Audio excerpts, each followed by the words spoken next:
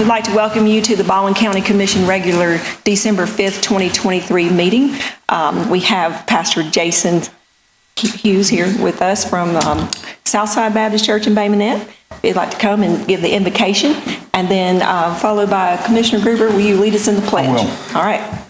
All right, Merry Christmas. Merry Christmas. Let's pray. Lord God, we thank you for this time. We pray for this meeting to be peaceful and to bring glory to you, God. We thank you for Jesus, our Son, our Savior, who died on the cross for us, the reason we celebrate Christmas. And we thank you for this opportunity, God, for us to be used by you, to be your vessels. In Jesus' name, amen. Amen. Amen. Amen.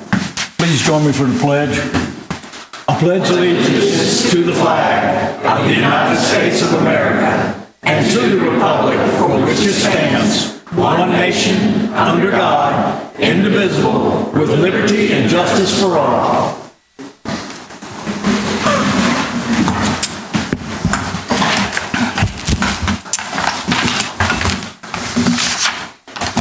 Okay.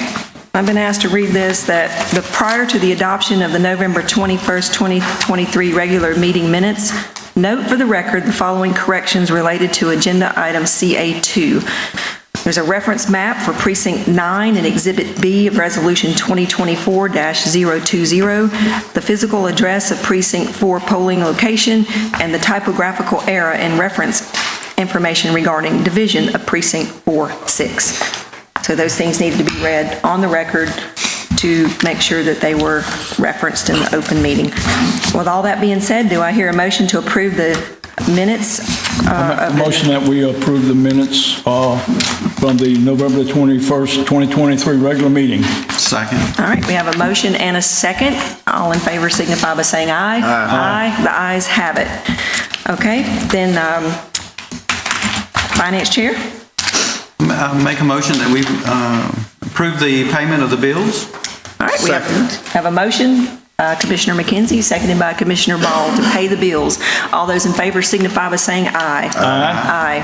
The next item is just a notification of interim payments approved by Clerk Treasurer as allowed under Policy 8.1. Next on the agenda is we have our consent agenda. We went over that in our work session just prior to this meeting. Madam Chairman, I make a motion we adopt our consent agenda. All right, we have a motion by Commissioner Ball. Do I hear a second? I'll second that motion. Seconded by Commissioner Gruber. Any questions? Hearing none, all those in favor signify by saying aye. Aye. The consent agenda passes. We had the presentation from Piper Sandler in our work session, so we won't have that now.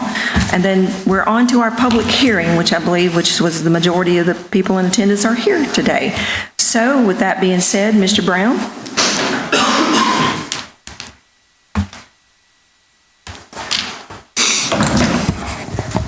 All right, thank you, Madam Chairman and Commissioners. At this time, we have our staff report for TA 23001. This is amendments to the Baldwin County zoning ordinance to amend the local provisions of Planning District 22, 29, and 33.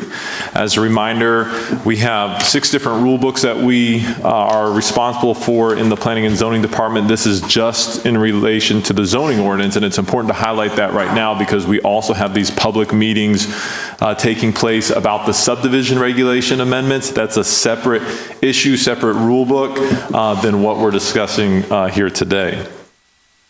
So these are local provisions proposed for Planning District 22, 29, and 33, which you can see circled up on the map. Generally, they encompass the Lillian area. I'll show another map here in a second.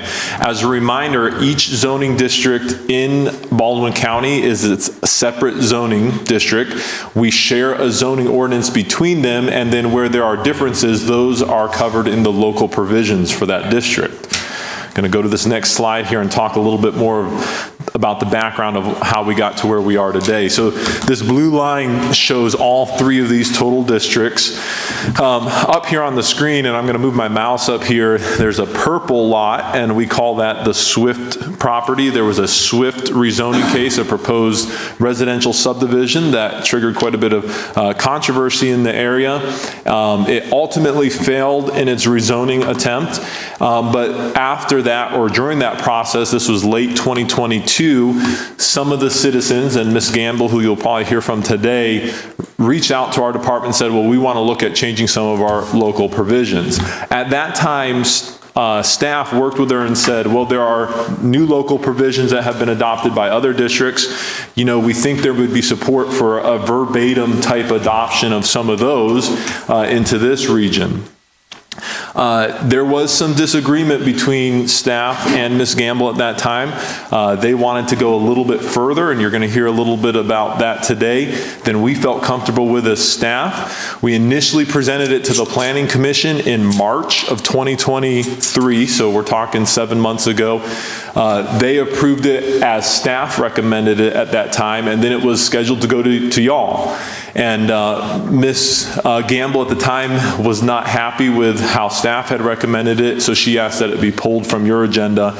And then it went back through the process again. Roger actually helped us kind of negotiate that disagreement between staff and Ms. Gamble. And it resulted in staff just kind of taking hands off of the situation and making just a neutral recommendation and allowing the public hearing process to play out in this.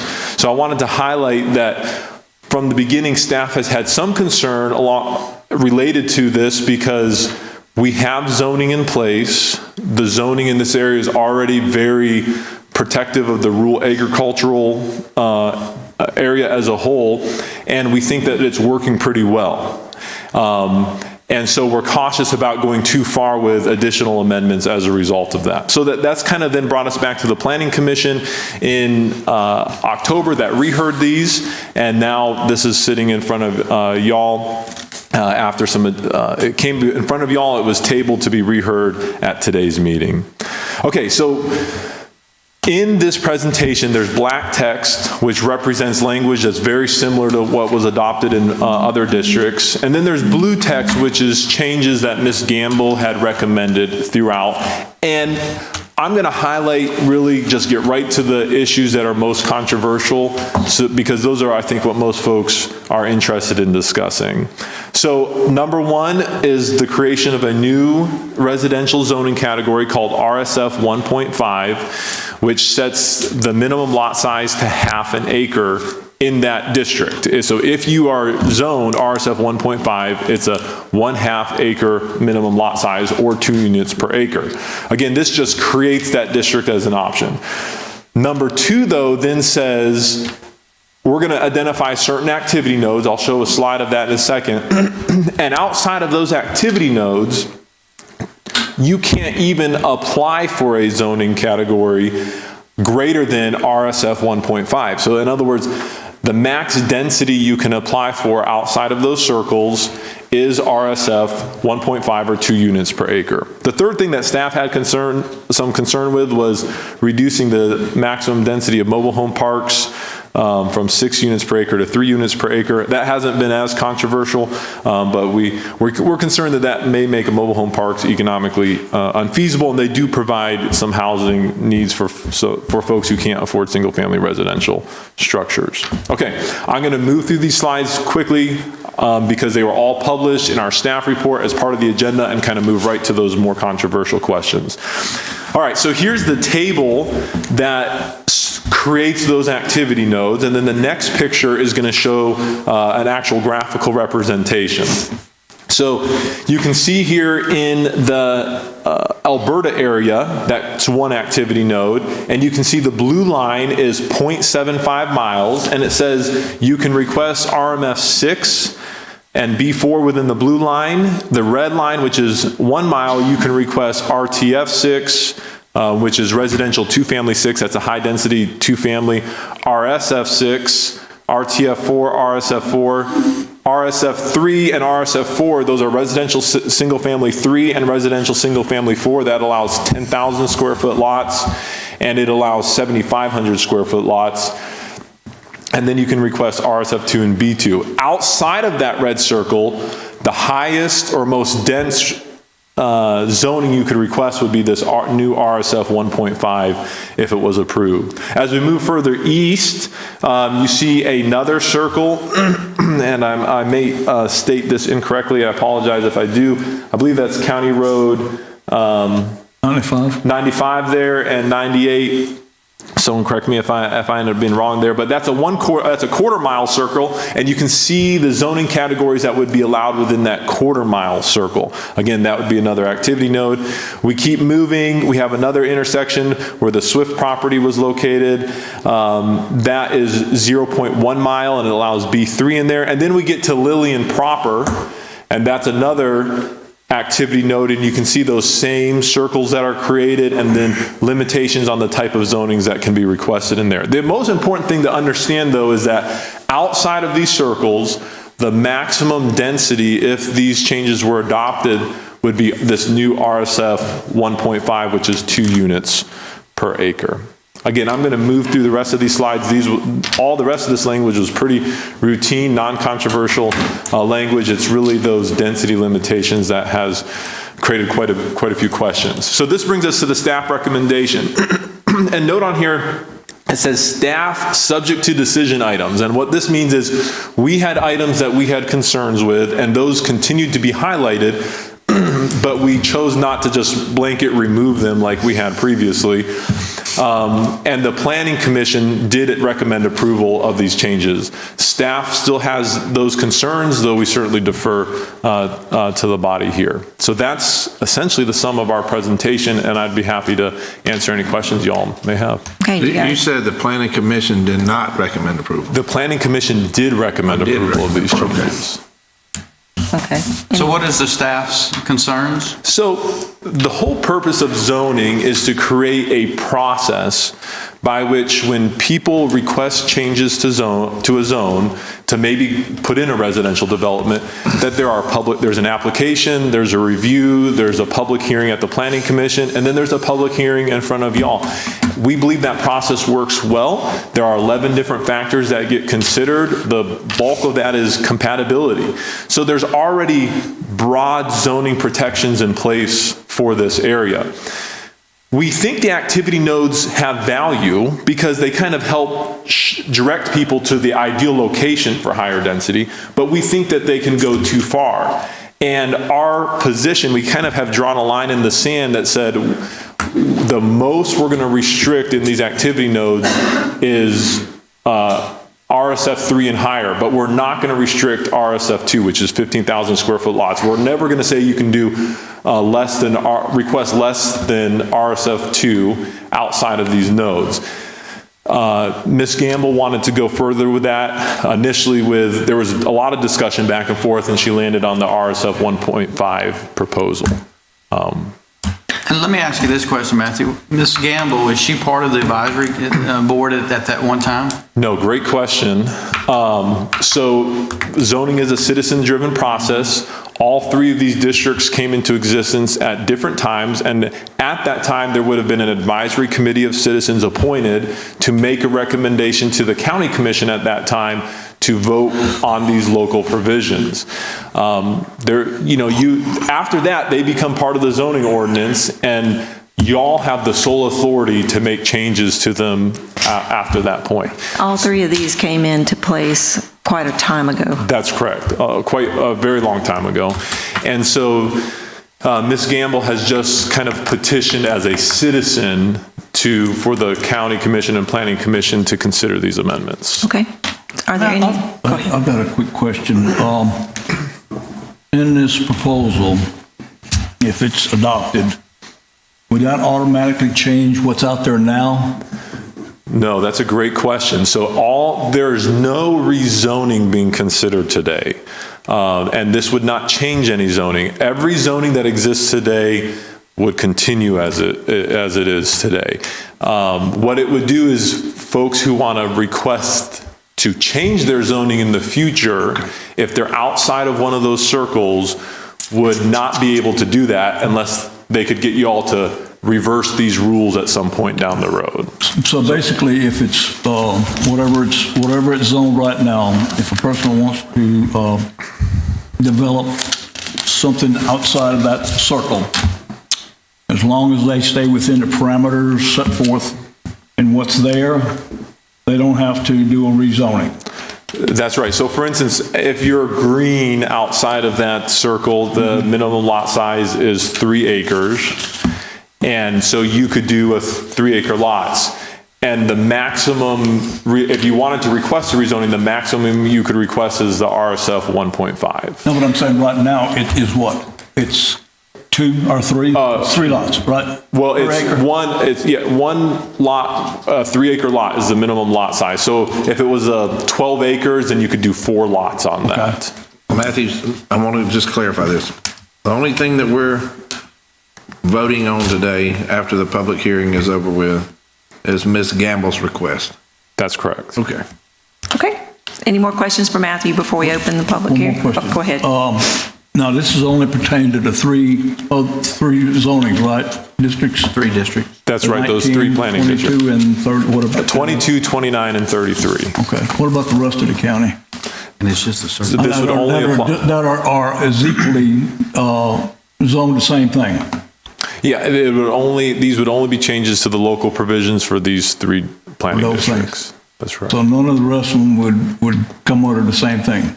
So we would have completely different in those 3 districts from what the other one,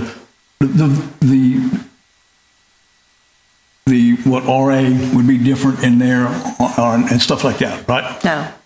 It would be, and outside that district, the RA would be completely different from what that is. Well, so we're not making any changes to RA, for instance, in this. It just, whatever text that gets adopted would then be different.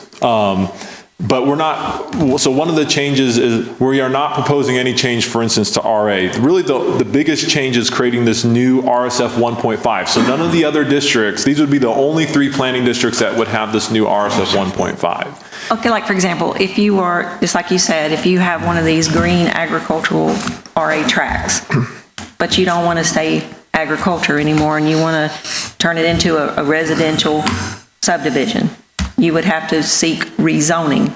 So the only rezoning that you could not do any higher than the 1.5. That's correct. Okay. So, and one more thing, Matthew, in your staff recommendation, just to clarify, are y'all approving these amendments minus the controversial 4 things or 3 bullet points?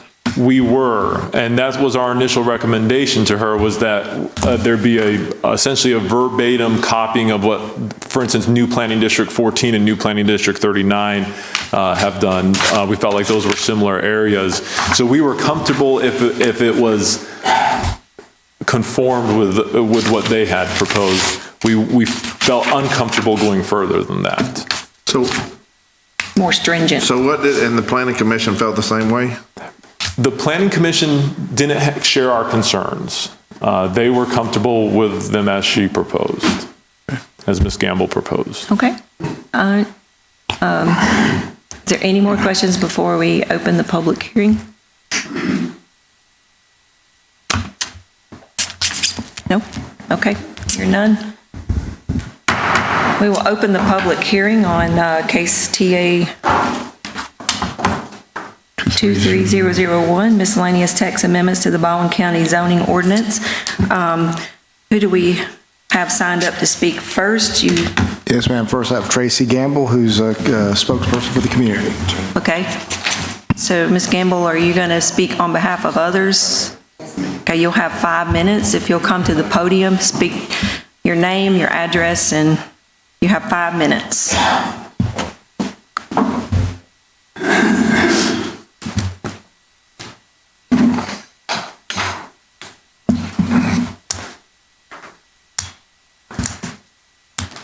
Did you mess it up?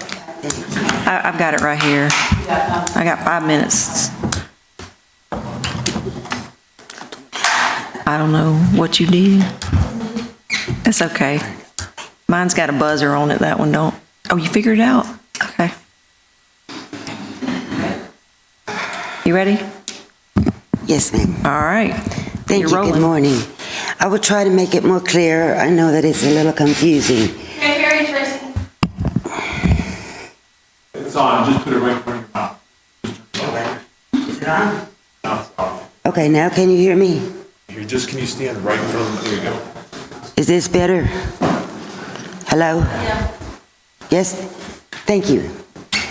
I'm sorry, I can't see everybody from here. So the main issue All of these amendments are fantastic for our area, as well as they have been for the other districts that have come into play in the last 2 years.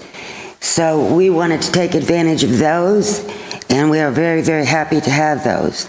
The controversial one, as Director Brown mentions, in our opinion, and I speak for the Lillian and unincorporated Alberta community, and I did not initiate this all by myself, nor have I gone about it all by myself. However, this is my idea because I was trying to find a happy medium between what planning and zoning thought would be acceptable and what they thought would not. The main issue is the RSF 1.5, which is directly smack dab in between RSF 1 and RSF 2. It is 2 homes per acre, or half an acre per home, rather than 2.9, almost 3 homes per acre, outside of activity nodes. This should not be controversial. Either RSF 2 is rural or it is not. The majority of our area feels it is not rural, and 289 registered voters resoundingly expressed their desire to keep the rural character of these districts, 22, 29, and 33. This is an example of an urban-like development in a rural area, which is clearly not compatible. RSF 2, 2.9 homes per acre is the opposite of the definition of the word rural. And this is our community support. I believe you've heard about this before. Your Planning and Zoning Commission voted unanimously to recommend approval. This is an example of a 1,700 square foot home on 1.3 acres on County Road 91. An overhead view shows the 1.3 acre with the home on the overhead. And imagine 3 homes on this 1 acre. Then times that by 10, 20, 30, 100 or more acres. Would you consider that to be low, moderate, or high density? I think you can see why RSF2 is not compatible in a rural area. The American Planning Association says that it is quite common to have multiple lot size categories throughout different locations around the country. The Future Land Use Guide speaks to the same points that we are making. 92% of the people surveyed agreed to protect rural areas of the county. That was a county-wide survey. The top concern, number 1, was loss of rural lifestyle and agriculture. The third top area to improve is sprawling development. 80% agreed that it is important to consider lot sizes and other key dimensions for new development to protect rural character. 50% of those surveyed said that they thought 3 acres was the most acceptable as a minimum standard in rural areas.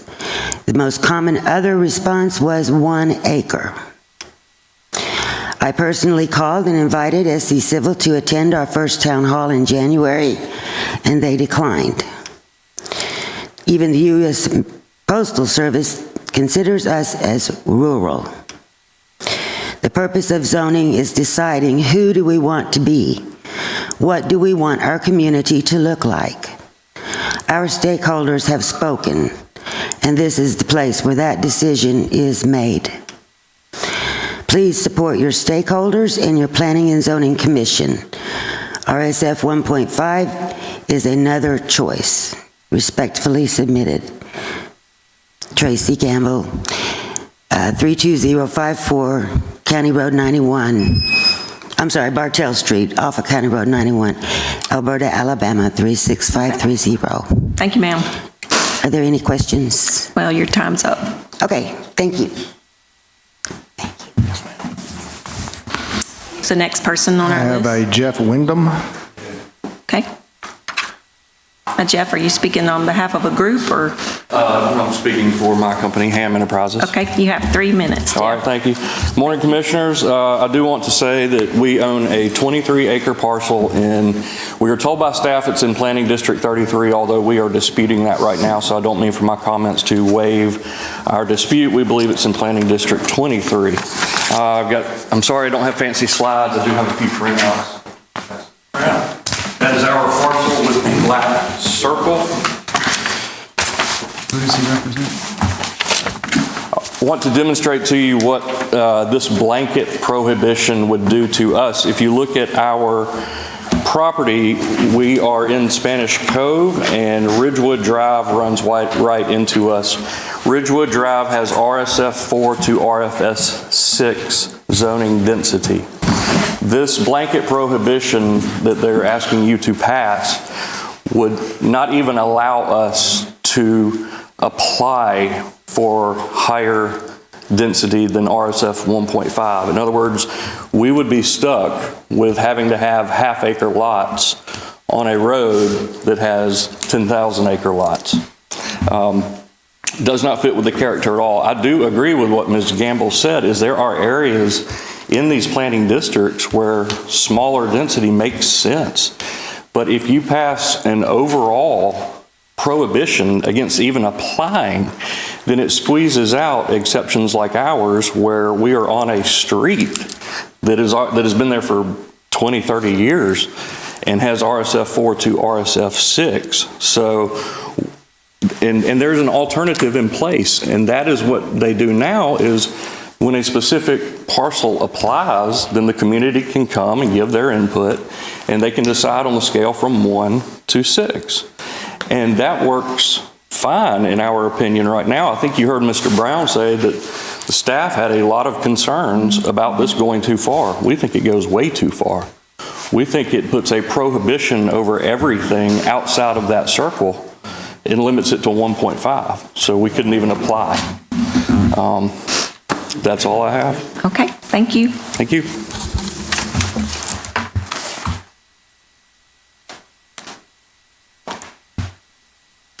Next.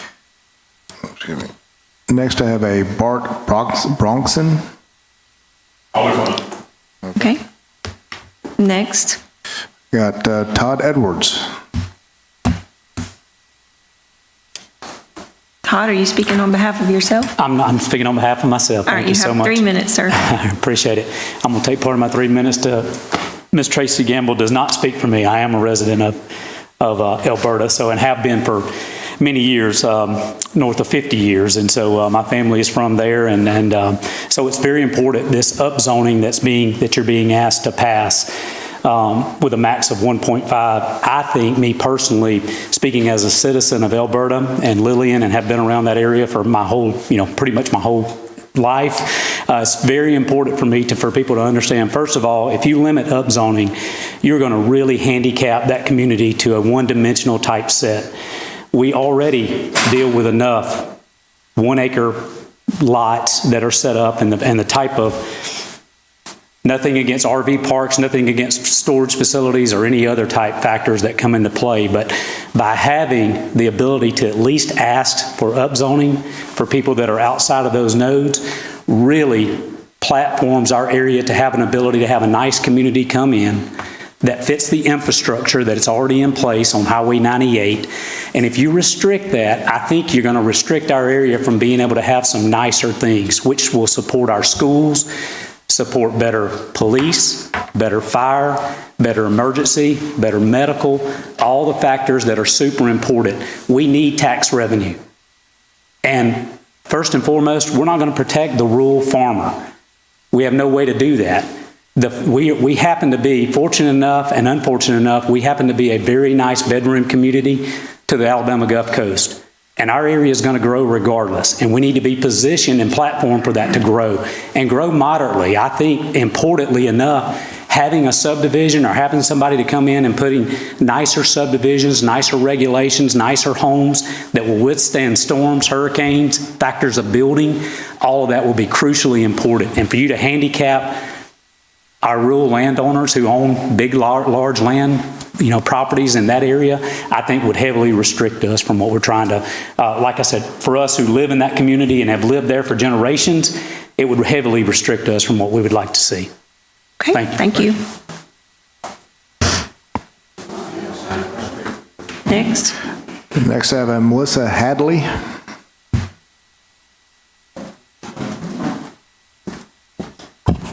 Good morning. I'm Melissa Hadley. I work with Goodwood Mills and Kaywood, so I'm a member of the land development community. I just have a couple of questions that I would like to get some clarification from Matthew, and then I would also like to just sort of make sure that we consider that larger lots and lower densities can really put a strain on our infrastructure because it takes more linear footage of water, sewer, roads, et cetera, to serve larger lots. So with that in mind, one of the first questions that I have is what is the minimum lot size required for septic tanks? So if we have half-acre lots, that's not all that's servable by public water mains and services. So I'm just wondering if that's going to have to dictate that all lots would have to have a septic tank. And I'm just going to give you a couple of questions, Matthew, and then just ask if you would reply so that I'll be able to know what to take back. Is this RSF 1.5 going to be available outside of these specific districts for rezoning? Would there be an ability for development to be clustered to not exceed 2 units per acre, but for example, to preserve specific areas of a larger tract and then have smaller lots so that the overall net density doesn't come up to more than 2.0 acres per unit?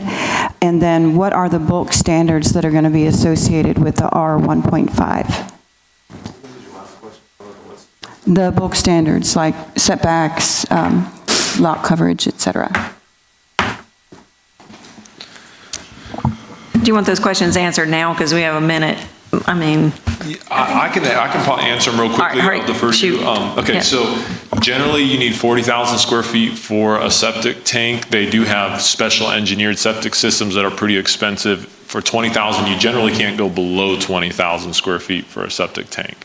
The RSF 1.5 would only be in these 3 districts if this were to pass today. It would not be available through the rest of the zoned areas of the county.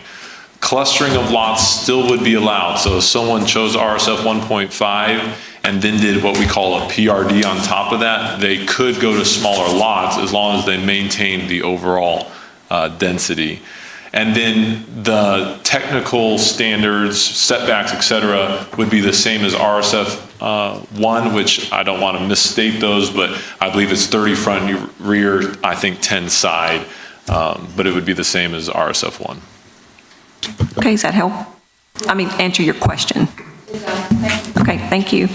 All right, next. And next, I have a Danny Bailey.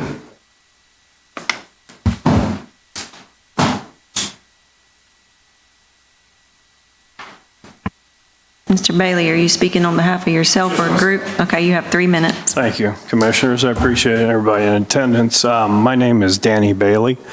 I own 27618 US Highway 98, BJ Farms in Alberta, Alabama. I kind of want to just speak today as a large landowner who's just outside the activity node. I'm 7th generation farmer. 8th is sitting right there, but he's an engineer, so he probably won't be farming. But I'm adamantly opposed to any limitations on growth, and I'll tell you why. I think there's very, very good compatibility for Alberta area and Lillian to get the highest and best usage out of our area. And what I mean by that, I came to Matt's meeting last night and I saw wonderful ideas for the county. I really did.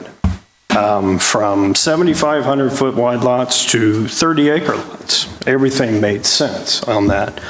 To limit one's ability to develop or highest and best use, I think it takes away our, it takes away our livelihood. I mean, we've been on that property since the mid-'80s. We farmed it. It's blood, sweat, and tears in there, but it ends with me. And I'd like to be able to sell it for highest and best use. So if that's a grocery store chain, a development, I want that to be my decision. I appreciate Tracy doing what she did, but she doesn't speak for us. Until 6 weeks ago, I'd say half the people I know don't know who she is. As far as farming in the Lillian, Alberta area, we have generational heritage farmers there that are going to continue to farm. They have wonderful succession plans. Their children are going to farm. They're going to continue to buy and acquire more property to continue that rural lifestyle. But I think Todd pointed it out best. We are a suburb of the beach. People are going to come. So I don't want to see a close sign at the bottom of Lillian Bridge or entering Alberta that says we're closed. Unless you have $500,000 and want to build on a 1 acre parcel, come on in. If you don't have that and you're retiring here, we don't have anything for you unless you want to build on 1 acre. And I think that sets the wrong precedent. I really do. I think we have room for everybody. And I don't want to see a closed sign. I want to see our schools supported. I would love to see a paid fire EMT. And as we develop, add on more police and add on more fire and not have to support our fire through fundraiser abilities and things like that and have substations and what have you. Okay, thank you. Thank you for your time. Sounds like my alarm at home. Next, Richard Davis. Mr. Davis.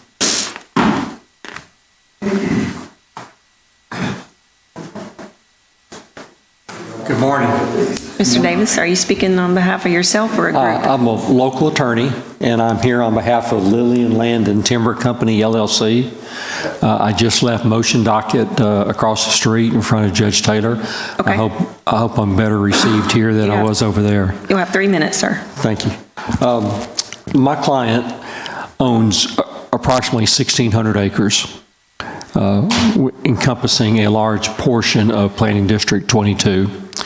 Born and raised right here in Foley, and so I've seen it all. The farmers, the development, and I've been on both sides of it. Presently, I live on County Road 97, so I have an hour commute every day, and I drive through much of Planning District 22. And my point in telling you this is I get the benefit of different perspectives of representing developers, of representing landowners. And Mr. Bailey just said that if you don't have $500,000, we don't want you. And that hurts. And that's how it began to feel in this county not that long ago. We oppose this broad amendment. It is overreaching. It destroys the notion of developer creativity. Basically, you have this and you can't ask for anything more. The notion of bringing in creative land planners to accommodate diverse interests, much of that will be destroyed, will be of no value. And as I look through this group, some faces that I recognize, diversity is important in this county. We want to continue it, and as I think about what it would do, just as I think about the benefit to the public, we need to keep this this open-mindedness. And then I think about to my client, if we shut these options down, the overnight loss in value to 1,600 acres is enormous. And it's just, in my opinion, I can't say it's unconstitutional. I use that word carefully, but I can say it hurts and it feels inappropriate to me. I want to be able to go to Matthew Brown and say, Matthew, this is what we would like to do, and show him a creative land plan that might accommodate some diverse interests, and not have him say, well, Richard, remember what happened back on December 5th? We can't even look at that. So my client and I, on behalf of my client, urge you to say, this just isn't what we need. Thank you. Thank you. I have Bill Moore.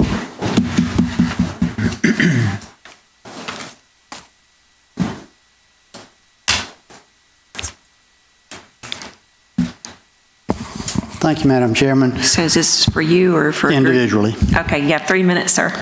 I'm Bill Moore. I live on County Road 91 within the area that's being discussed. One point I want to make sure that you understand and appreciate is that despite the presentation from the staff, this is not Ms. Gamble. Ms. Gamble has worked tirelessly over the last 2 years helping a local community that has a large number of people who feel like their rights, their use of their property, the reasons why they came there were being trampled on by what we considered high-density development and subdivisions out on Highway 98. That trampling is what motivated those folks to go to her and ask her assistance that she's given of her time and effort. So it's not Tracy Gamble, it's our Lillian community. I appreciate the concerns of my neighbors that have bigger pieces of property, that want to be able to get the highest dollar, not necessarily the highest and best use as they subdivide and move away from farming. The high dollar, high density has driven this. This presentation that Tracy made is not what we really wanted. What we really wanted was a much more restrictive size.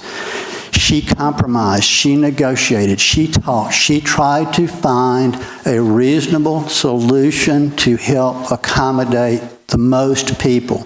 And that's what we're talking about with this proposal that she's made, is a compromise that addresses having better kinds of subdivisions, not high density that require lots more sewer, lots more schools, lots more fire, that we simply can't afford. It'd be wonderful if we could afford those. It'd be wonderful if we could have greater growth and size and accommodate those infrastructure issues. We can't. We don't have the money, and the type of high density and subdivisions we've seen in that area don't support those. Talking about being in generations, my folks are about 6 generations around here, so this is a long-term bunch of people up and down that road who have, unfortunately, zoning brings out very emotional stuff for everybody. Y'all see it all the time. Please consider us that lived in that area. Let's keep this a rural area and not overload the infrastructure with overdevelopment in these small lot houses. Thank you very much. Thank you, sir. Next. That's it? Is there anyone that did not sign up to speak that wishes to speak? It's not a marriage ceremony. I won't say, speak now or forever hold your peace. I'm just kidding. We got to laugh every now and then. Nobody else? Okay, that being said, public hearing is closed on this topic. Gentlemen? Do you have any more questions for Matthew, or do anybody want to make a motion? Yes, Madam Chairman. Since nobody else is going to talk, I'll make the motion. I make a motion that we accept the recommendations that Matthew Brown has presented to us through our planning department. And I guess that would be denying what the Planning Commission decided. So your motion is to deny these amendments? Okay. Do I hear a second? I think what the Matthew's recommendation was, right, Matthew? So in other words, it'd be... Come up here, Matthew, and help us out with this. To deny? I think they said the planning department really took a neutral stance, but they weren't recommending it either. Right. The staff took ultimately a neutral position because we had concerns with some of the specific items in there. So officially our recommendation was neutral. I just want to avoid confusion on that. It sounds like the motion is essentially recognizing staff's concerns, a recommendation to deny the amendments. So would you like to restate? So all the amendments or just the controversial 3 amendments? So I talked to Brad about this, and we discussed, is it possible for us to tweak the amendments from the floor? And we believe that we would need to completely renotice the amendments. This is a little bit different than a new planning district being birthed. These already exist, so we've already published these changes, and so now to do something different, we would need to republish them. It's just different. My motion is to deny. Okay. I'll second. All right, we have a motion by Commissioner Ball and a second by Commissioner McKenzie to deny these amendments. Is there any discussion? Hearing none.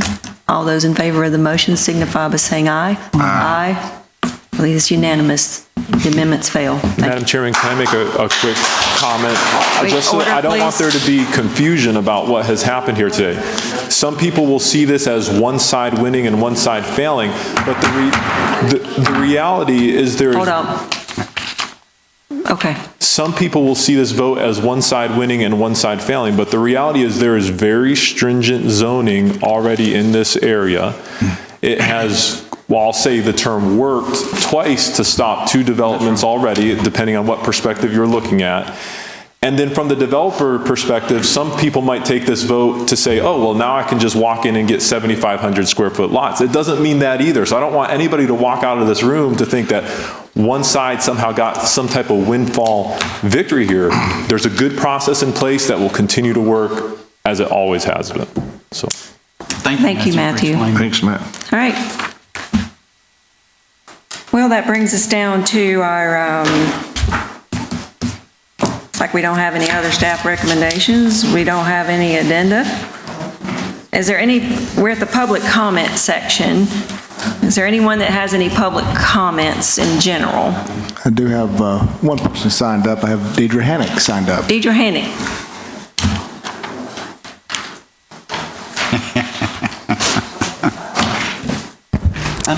Hello again. Hello. Hello. All right, so this has nothing to do with planning and zoning. So I just want to start off by saying 5 years ago, we started off with a commission that had 3 brand new commissioners out of 4. So needless to say, the fire hose that you all were drinking out of was definitely bigger than normal. But over the course of the 5 years, the accomplishments have been plenty. It's too many to name or to count or to list today. But the county's wins are in part to your willingness to listen and to create a vision that we all can follow. So with that, we are honored to present Commissioner Ball and Commissioner Underwood their 5-year service pins. Look at that.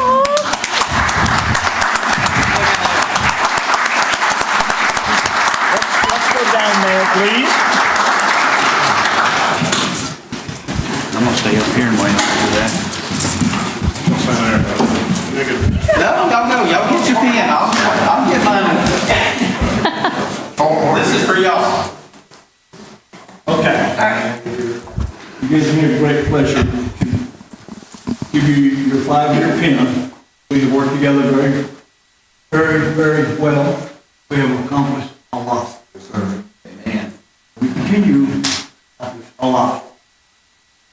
This county is what it is today because of our employees, number one, nurses.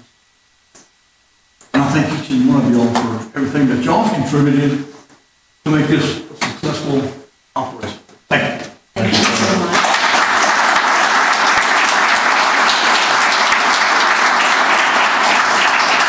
Picture of me. Thank y'all.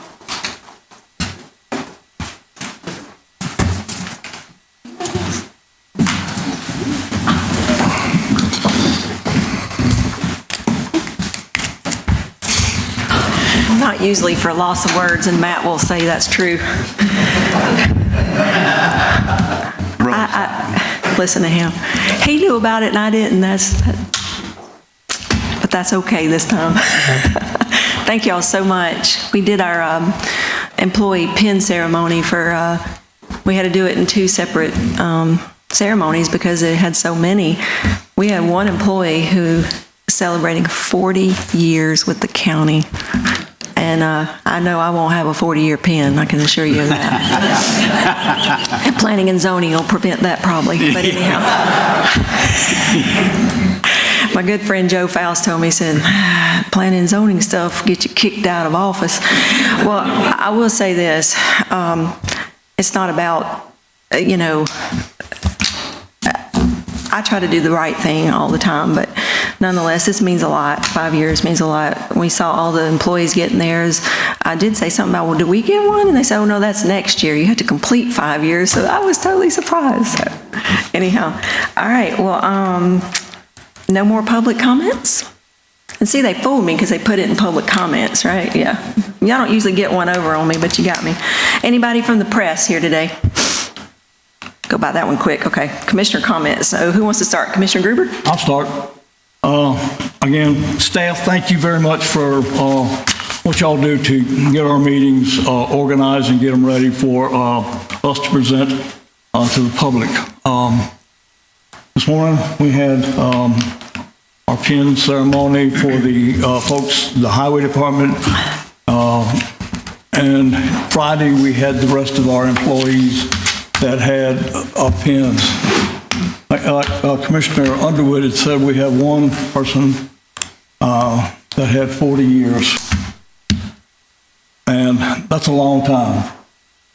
Right now, I'm not saying much, but anyway, I've got right now total with working with the county for 30 years and plus 17 years. I got 47 years right now.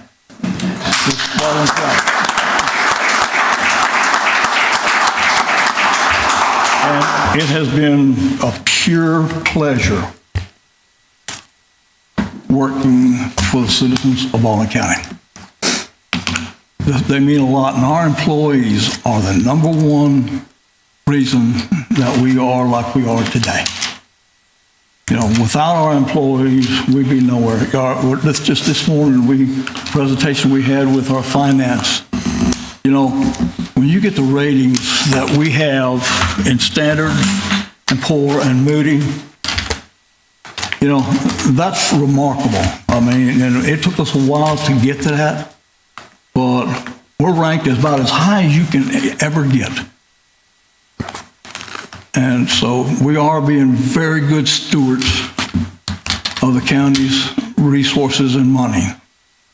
We want to make sure that this county stays strong, because at one time it was not. I can remember going way back when the county barely could pay its own bills or pay its payroll. And to look at where we're at today, we've come a long, long way. And it's because of our employees and our citizens understanding what we had to do to get us where we're at. So again, thank you very much. Commissioner Gruber, congratulations. What you just said is a testimony of the commission prior to me and to y'all to balance our budget, take care of the taxpayers' money. So my hat's off to all the commissioners here and before me. And to the employees, thank y'all. You are the backbone of this county. I just can't, Deidre, thank you for putting that ceremony together. That was awesome. And to be there and to be a part of that and to see all those employees getting their pins, it felt good to see that and to see them stay here and make a career out of this. So I'm thankful for that. Staff, thank y'all for putting this together. Planning and zoning and Matthew, thank you for doing that presentation. Planning and zoning is a challenge for me, especially for me. But thank y'all. I got a few notes written down here that I'm going to go over. First, I always like to remind people of things going on around the community. We still have our drive-through lights up at Bicentennial Park, which we're getting a lot of feedback of how great that is. Something for the public to come through and drive through at no cost, unless you would like to make a small donation in the box at the end of the trip when you make it through the lights. It is a spectacular presentation that is totally driven and put together by various departments of our commission organization, and They work tirelessly out there to make sure that this is the best thing for the public to come to. This weekend, Friday night and Saturday night, will from 5 to 9 will be our Christmas extravaganza, where there will be all kind of fun and games for the kids to participate in.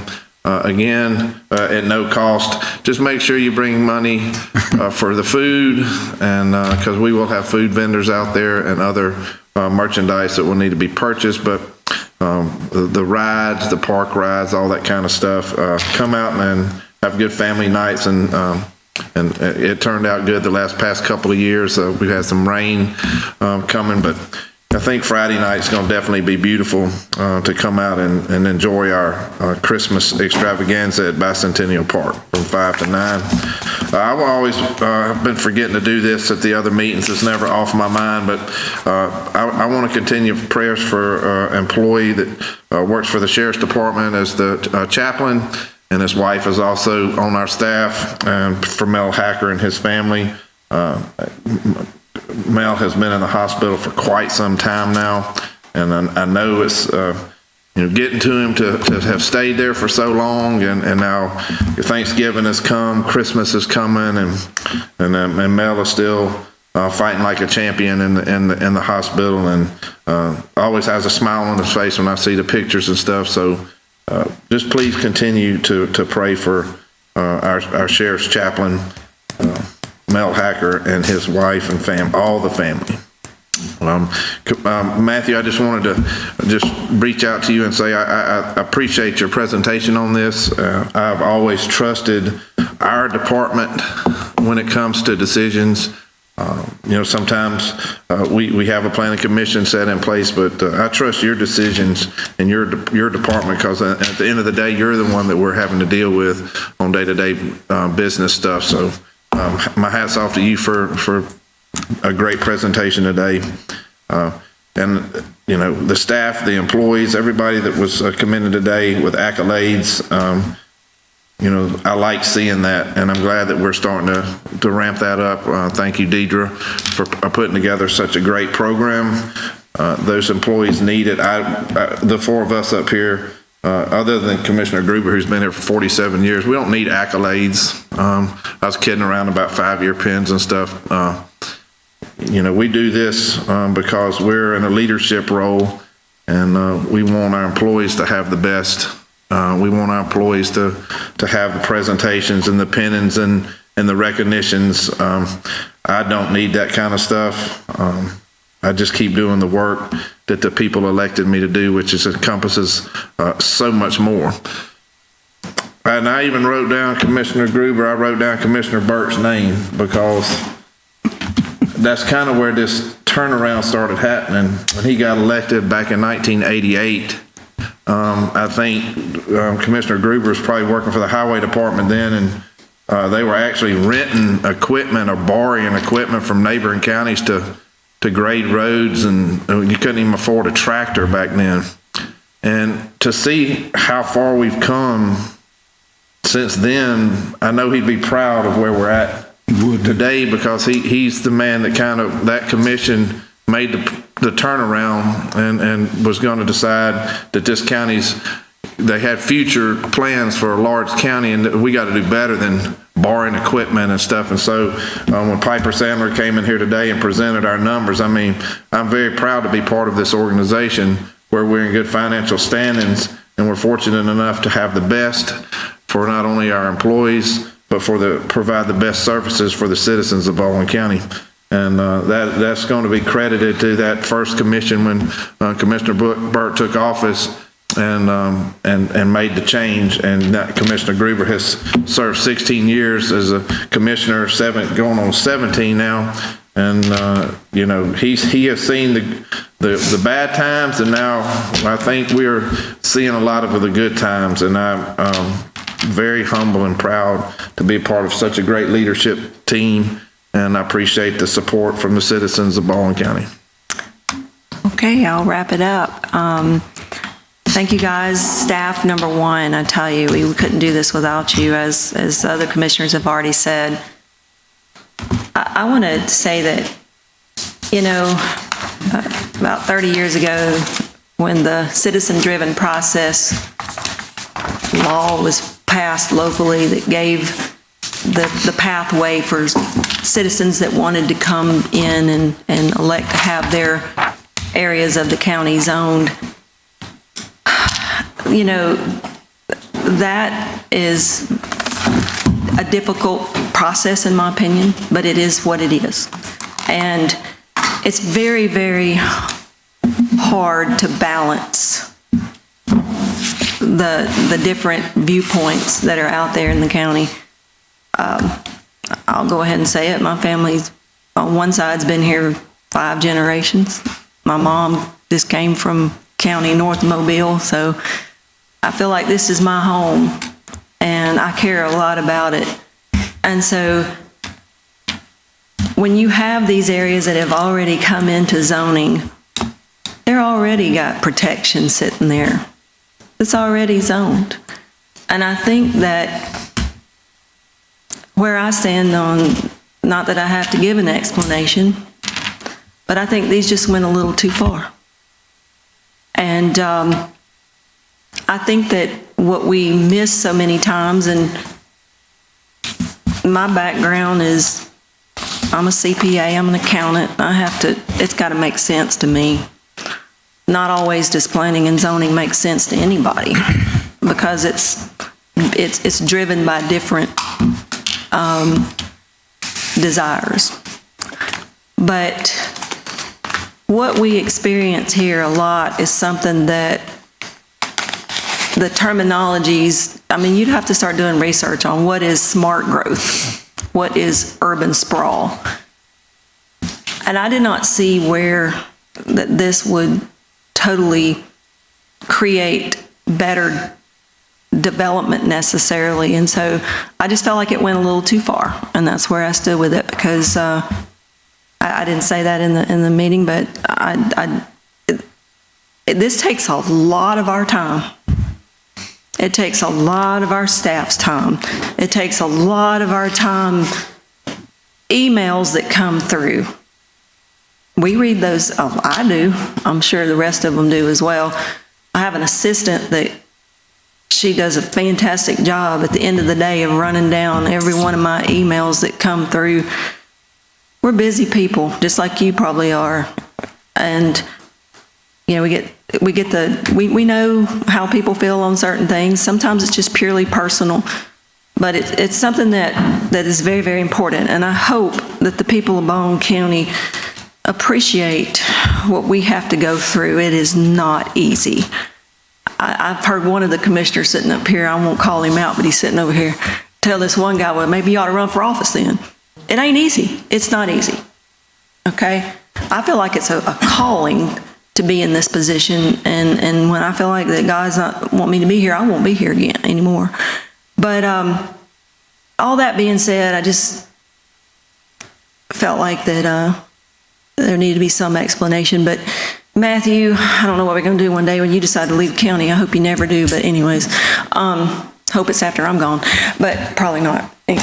Anyways, with all that being said, I hope that you guys will come to our, just like Jeb said, the Christmas lights. I was going down Highway 59 just past, well, right past the Summerdale Town Hall on 59, and there's an electronic billboard, and I saw it being advertised, and I'm like, yes! So it's being advertised throughout the county. It's not that bad of a drive from way down in whatever areas you are. It takes me about an hour from Summerdale, but I think you'll be truly delighted. I talked to people. I was in the dentist office yesterday, and the ladies, you know, you ever been in the dentist office and they're cleaning your teeth and they're asking you questions and you're trying to go, yeah, I'm like, just talk to me because I can't talk back. But anyhow, she was like, we're going to Callaway Gardens to see the lights. We're going to, you know, I'm sitting here going, people want to go all over the place to see lights. Well, this is getting bigger and better every year. So please come to Bicentennial Park up on 225 and see our lights and tell other people about it. And with that being said, motion to adjourn? Motion. All right, we're adjourned. Thank you.